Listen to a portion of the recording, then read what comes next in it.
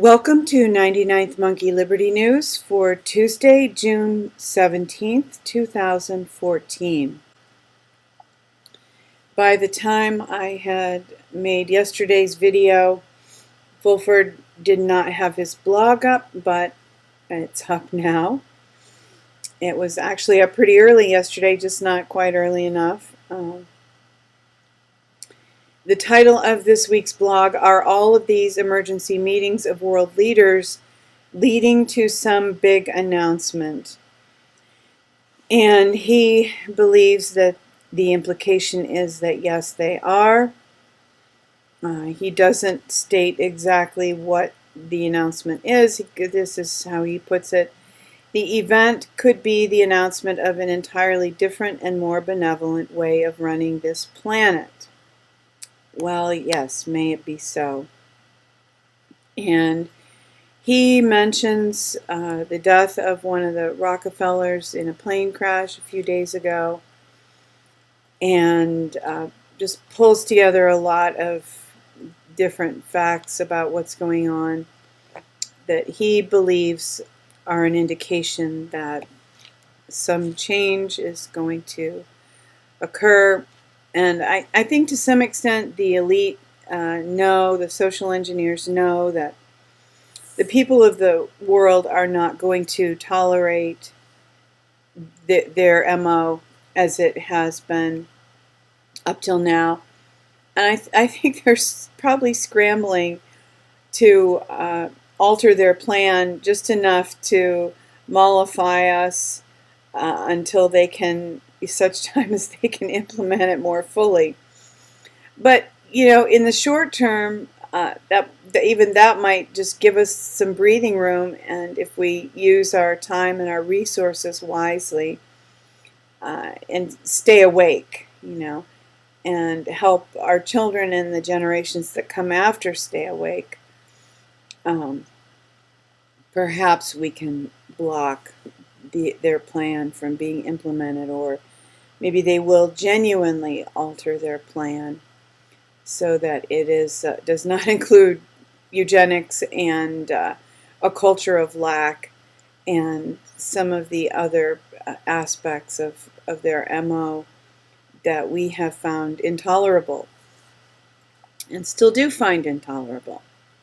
One of the specific things that Fulford mentioned was a meeting among what is called the G77. And he referenced this article from the Voice of Russia. Bolivian leader urges dissolution of UN Security Council. And there was a meeting of, again, the G77, the group of 77, plus China, in the Bolivian city of Santa Cruz. According to the organizers' plans, the final document produced by the summit should become the basis for the development of a new agenda of the UN. And the G77 are some of the beleaguered nations, some of the victim nations, and they are coming into a season of demanding that they be heard, and they will be heard. And there are just so many people out there, and America lags in this, except for just a few of us, and I don't know what the percentage is, but millions, of course, but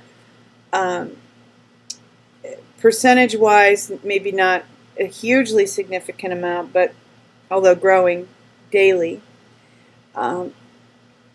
But Americans aren't, in general, as aware of some of the things that have been going on, the cabal and the control of the world by a few people and so on, as the rest of the world, the people who have been, the nations who have been victimized, had their sovereignty stolen, had insurgents, mercenaries come in and play the role of insurgents. They know, they see, they get it. The nations where false flags have been perpetrated, a little maybe more commonly than here, We definitely have our own. It's just difficult for people to recognize them. And as far as Americans being aware of what is going on and how we have been controlled by the social engineers, John Rappaport posted yesterday an amazing blog, When the Elite Showed Its Hand. And for most people watching this video, this is not going to be dazzling news because he's writing about history, but he wrote very, very clearly to highlight that yes, there is a conspiracy, and no, it is not a theory. And he has some cold, hard facts here, some interviews, and as true to form, brilliant logic, brilliant communication. Thank you, John Rappaport, for always putting things so well. If you have friends who don't believe that there is a conspiracy, who call you a conspiracy nut or a conspiracy theorist or whatever, if you can somehow trick them, and no, I'm just kidding. If you can convince them to read this, that they might perhaps stop thinking you are crazy, or at least maybe not acknowledge that in the moment, but this could plant some seeds that might be helpful. And I have a couple of good news items for the day. We're still traveling, and internet connection is not always reliable on the road. So I'm keeping this short again today. From stage 2 omega natural antibiotics to Stockpile now. 10 herbs and foods that kill superbugs. And there's always a buzz of whether there's going to be some kind of a disaster or not. David Wilcock firmly believes that, and according to dreams that he's had and so on, is convinced that there's not going to be a crisis, and that talk of potential crises is just fear-mongering. But who knows? I hope he's right. But just in case, it certainly does not hurt to be prepared for an emergency, because anything can happen. Power can go out. There could be a flood, an earthquake. Most parts of the country have some kind of a geologic vulnerability. And so here are the 10 items, and I have used about half of them. Well, actually probably 2/3 of them. And I guess my particular favorite is colloidal silver. I use it a lot. I don't use it internally, and I probably wouldn't rely on it for, if there was a virus around, although inhaling it would be helpful. But we use it topically for a lot of purposes, and it has been very effective against infection of cuts and things like that.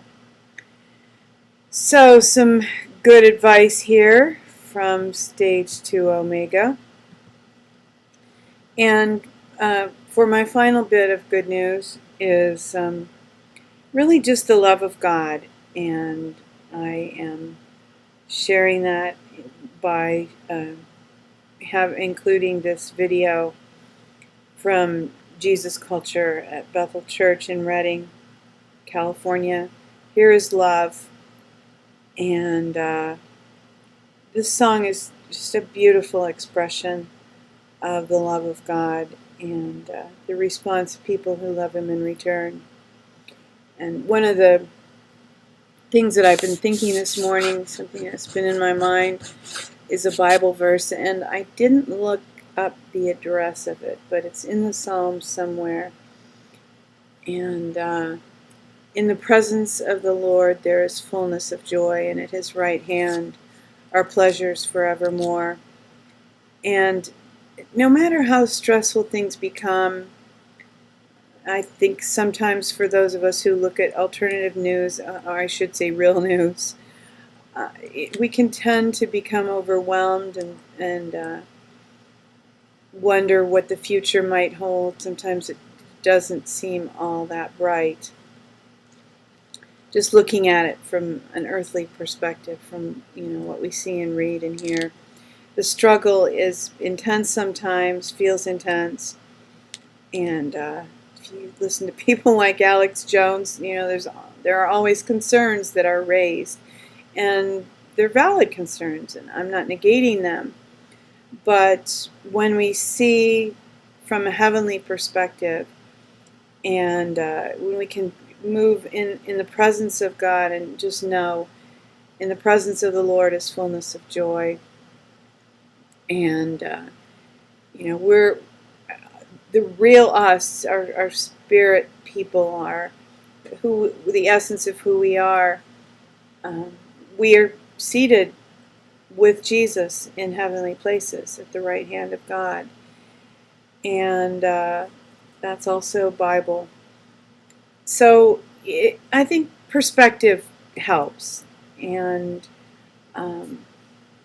this song, I was reminded of it today, and I enjoyed the perspective that it gave to me. So I hope that you enjoy that as well, if you choose to watch and listen to it.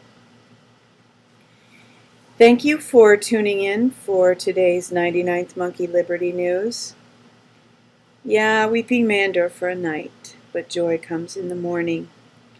Hoping that you will love one another, take care, and get out there and enforce the Bill of Rights.